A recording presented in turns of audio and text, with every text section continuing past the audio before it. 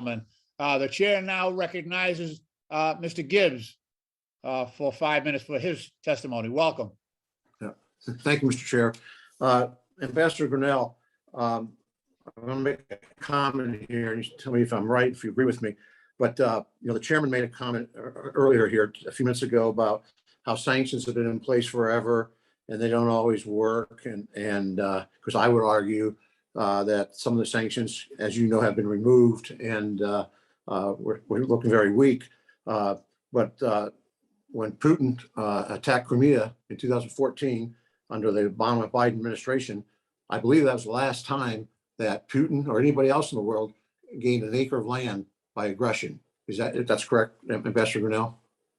From 2016 to 2020, when Donald Trump was president, we did not see President Putin or Russia go on this type of offense. That's the point I wanted to make. Thank you for concurring with that, because I think sanctions do work and strength does work. And we've seen the Biden administration, their disgusting withdrawal out of Afghanistan put a strong signal to the rest of our aggressors around the world, including Putin, that they probably get away with most of anything now. They're challenging this administration. So that's what I'm saying. The administration looks very weak right now. And that's why I got this problem.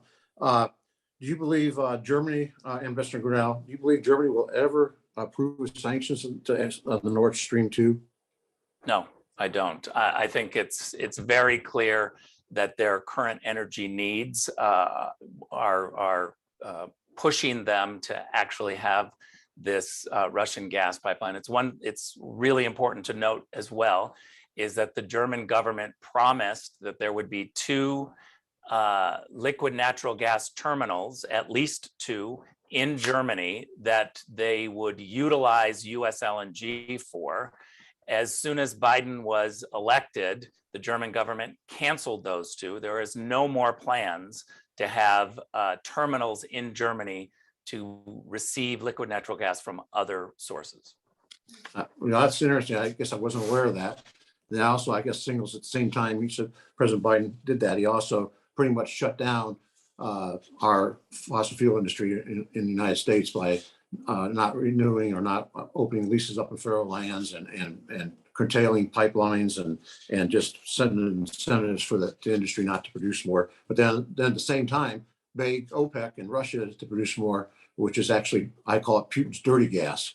And that's what they're sending to Europe and Germany. So that's really, really a shame. Ambassador Grenell, can you talk a little bit more?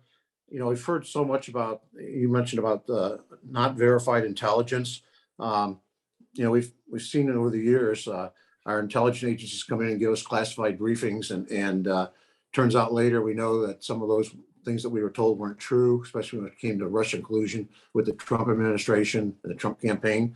So can you expound a little bit on there? Is your experience, as being the national security advisor, when you talk about the types of intelligence, and then we see some people in our intelligence committee even go out and say things that are different than they were being briefed on?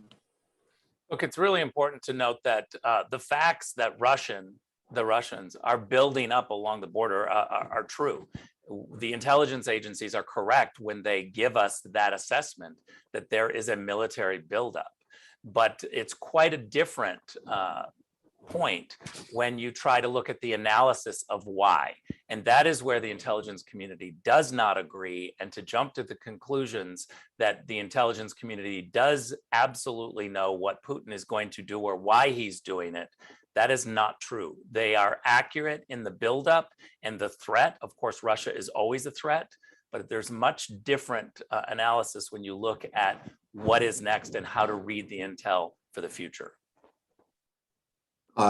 Is reading intel, is that really a legitimate thing, or how our politics, is a political pressure put on some of our people in intel to do or don't do things? What would you say about that? I would say that the majority of our intelligence officers are phenomenal people who care very deeply about the United States. I have always believed that they need to police themselves. They know who the leakers are. They know that the leakers are for partisan purposes. It's no secret that the leaks have stopped under the Biden administration. That's because there are leakers within the intelligence agencies, all of the intelligence agencies, that are too partisan. Sometimes it happens on both sides of the aisle, but we have a crisis within the intelligence agencies of people who leak. And I can tell you from my experience, the overwhelming majority of intelligence officers know that. They are not happy with it, and they are working to police themselves. They need to do a better job, but it certainly would help if the political types cracked down on the leaks immediately. Okay, thank you. I'm now out of time. I yield back. Thank you. The gentleman's time has expired.